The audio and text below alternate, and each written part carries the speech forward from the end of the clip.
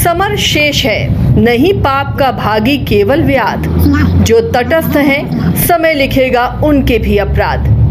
ये पंक्तियां आज भी उतनी ही प्रासंगिक हैं और समय समय पर इन पंक्तियों का इस्तेमाल अलग अलग परिस्थितियों में होता रहता है। ऑपरेशन सिंदूर के बाद जब सेना के अधिकारी ने कहा कि याचना नहीं अब रण होगा, तो एक बार फिर राष्ट्र कवि दिनकर जी की कविताएं सबको याद आने लगी।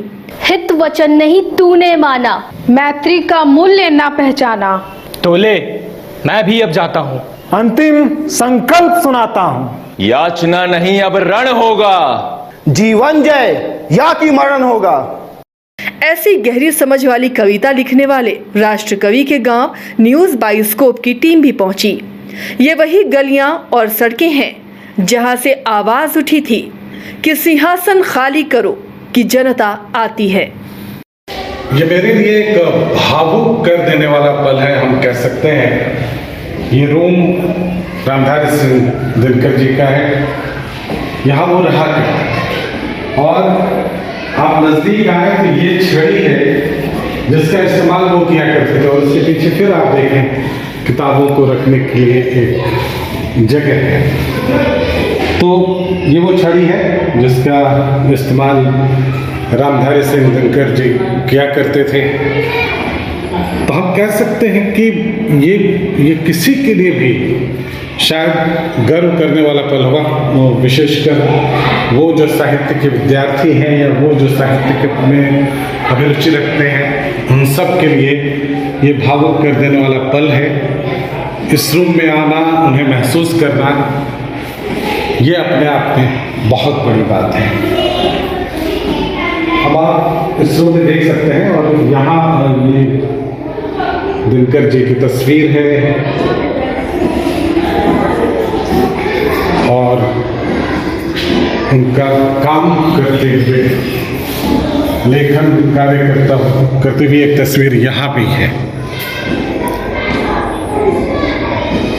हम कुछ और भी जानेंगे, इन तस्वीरों के बारे में ज़रूर जानेंगे।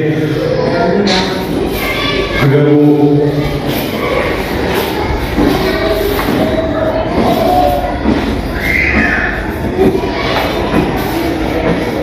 इन तस्वीरों से होकर गुजरना, ये भी बहुत मायने रखता है।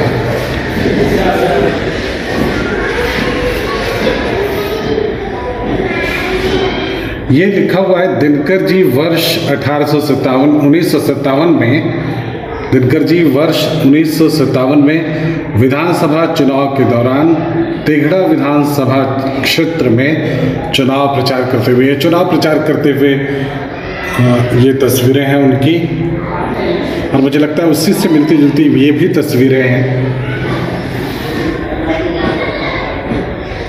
और ये तस्वीर इंपॉर्टेंट है कुंदन, कवि सम्मेलन करते हुए दिनकर जी वर्ष 1957 की ही ये तस्वीर है।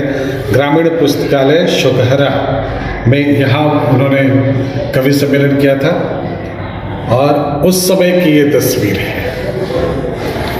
दिलचस्प तस्वीरें हैं सारी, और इन तस्वीरों को थोड़ा और समझने की ज़रूरत है। इस पर बातचीत करेंगे हम।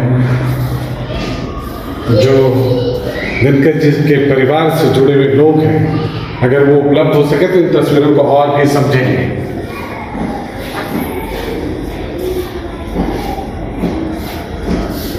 फिलहाल इन तस्वीरों को हम कैद कर रहे हैं अपने कैमरे में, ताकि इस पर विस्तार से कभी चर्चा की जा सके। दिनकर जी की छोटे लड़के की शादी हुई थी तो हम लोग गए थे यहाँ से बारात में, पटना सौरमपुर बारात में गए थे तो हम लोग को बहुत रिस्पेक्ट किए थे। अच्छा, हाँ, बोले थे हम लोग को ग्रामीण मजदूर सब आ गया है, फिर वो अपने हाथ से हम लोग को भोजन परस के खिलाए थे। मछुआ टोली में हम लोग गए थे बारात, और उसकी शादी हुई थी सोरमपुर में। तो सोरमपुर में भी बारात हम लोग साथे गए थे। जो तस्वीरें हैं यथावत लगी हुई हैं, अभी भी लगी हुई हैं। और इसको देखकर ऐसा लगता है कि साफ सफाई का बहुत प्रॉपर ध्यान रखा गया है। और ये अलग भवन है जो अलग बनाया गया है। संभवतः उनके ड्रेसेस भी हैं यहाँ पे, अगर हम सही समझ रहे हैं तो।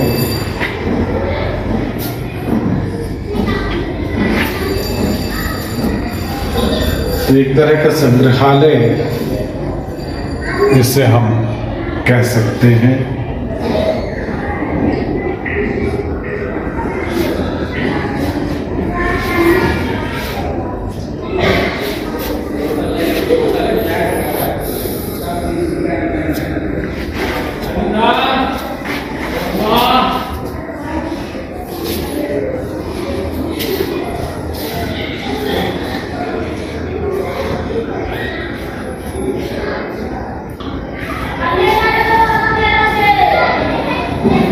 तो इस रूम से हालांकि आप बाहर निकलना कई मोह पैदा करेगा आपके अंदर कि इससे बाहर निकला जाए या ना निकला जाए, लेकिन ऐसा लगता है जैसे आप किसी काव्य सरिता में पूरी तरह से डुबकी लगाए हों और उससे बाहर निकलना हो।